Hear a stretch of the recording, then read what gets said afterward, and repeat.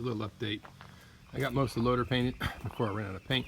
Kind of a change of plans. I'm going to kind of do the lines red. I think it looks better. Kind of blends in. But like I said, I'm out of paint. I'm missing half of the lines. Got this arm pretty much squared away except for the back when I ran out of paint. Put on these down pieces. And I got another wheel painted.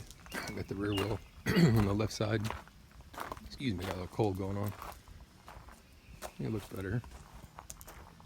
Well, it's Friday and I promised the video. Got one more wheel painted. Have to tape it off and paint the center black just to give it some contrast. Working on this back wheel, sanding on it.